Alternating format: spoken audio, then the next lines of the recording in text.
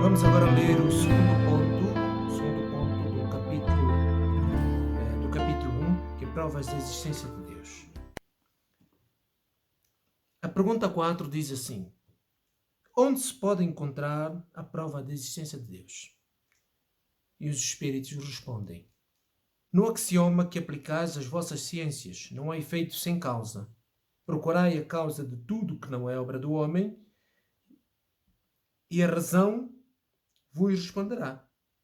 Kardec acrescenta como nota e diz assim: para crer em Deus, basta lançar os olhos sobre a obra da criação. O universo existe, tem, portanto, uma causa. Duvidar da existência de Deus seria negar que todo efeito tem uma causa e afirmar que o nada pode fazer alguma coisa.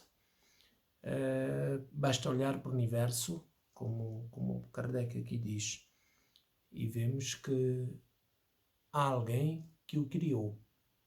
Este alguém é Deus.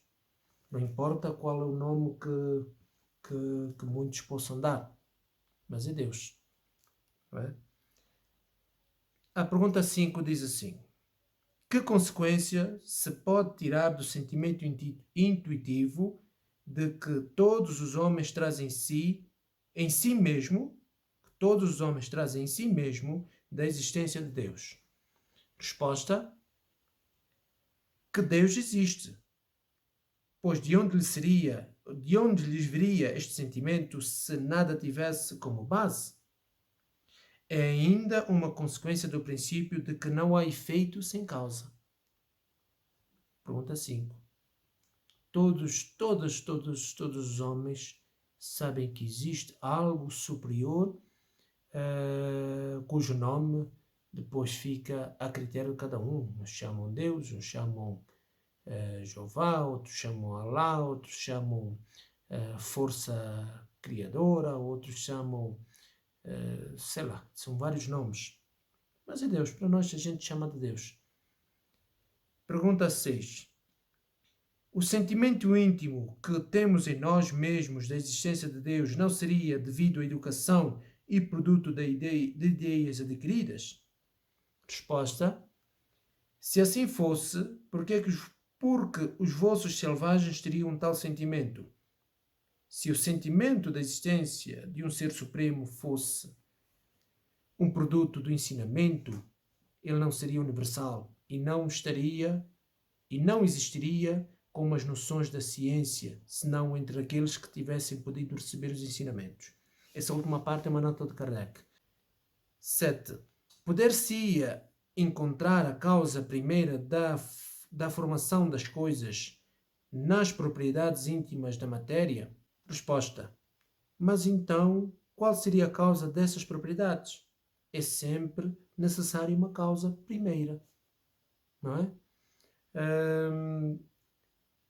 Kardec faz a seguinte anotação: atribuir a formação primeira das coisas às propriedades íntimas da matéria seria tomar o efeito pela causa, pois essas propriedades são elas próprias um efeito que deve ter uma causa. Então, a própria matéria surgiu de algum lado, não é? Então, se ela surgiu de algum lado, este algum lado, ela deve ter um início. Este início é Deus, não é?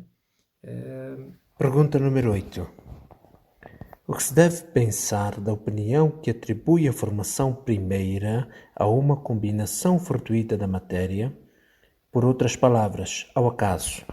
Resposta: outro absurdo. Que homem de bom senso pode ver o acaso como um ser inteligente? E além disso, o que é o acaso? Nada. Kardec faz uma nota a este ponto e diz assim: a harmonia que regula os mecanismos do universo patenteia combinações e fins determinados e por isso mesmo revela um poder inteligente. Atribuir a formação primeira ao acaso seria um contrassenso, pois o acaso é cego e não pode produzir os efeitos da inteligência. Um acaso inteligente já não seria acaso, não é? Então, nada pode surgir do acaso. Acho que a lei da física também já diz isso. nada surge do nada, não é? Tudo na natureza se transforma, não é? Mas nada surge do nada.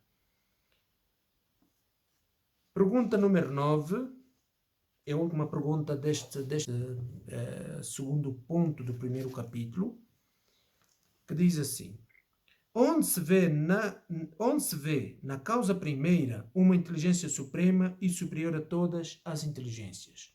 Onde se vê na causa primeira uma inteligência suprema e superior a todas as inteligências? Resposta dos Espíritos. Tendes um provérbio que diz o seguinte: pela obra se conhece o artista. Pois bem, vede a obra e procurai o artista. É o orgulho que gera incredulidade.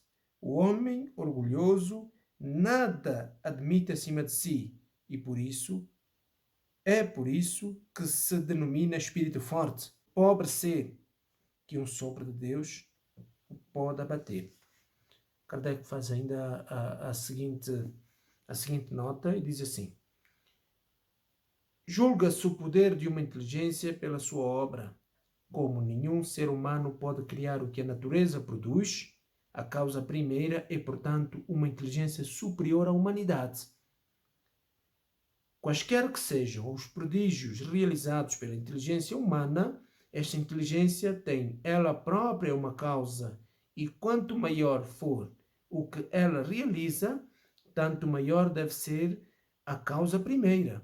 É essa inteligência que é a causa primeira de todas as coisas, qualquer que seja o nome sob o qual o homem a designa. Então, se ninguém consegue criar nada do que existe na natureza, o próprio mundo em si, não é? Se nós não criamos, se não foi o homem quem criou o planeta, não é? Alguém deve ter o criado. E esse alguém que o criou, logo, é muito mais inteligente que todos, não é?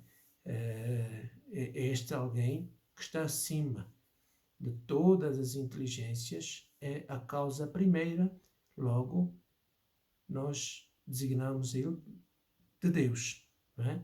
Outros podem designar de um outro nome. Deixa-me virar aqui para que a luz esteja melhor.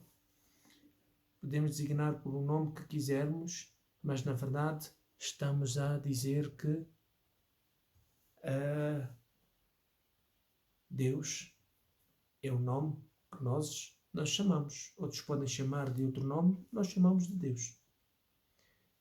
Prontos, até qualquer dúvida em relação a algumas das perguntas, respondam aí nos comentários, façam as vossas análises. Desde já também peço que partilhem o vídeo, cliquem no gosto, subscrevam para quem não é subscrito, comentem.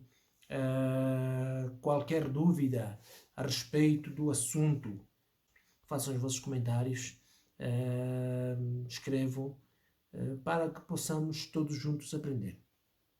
Até o próximo vídeo.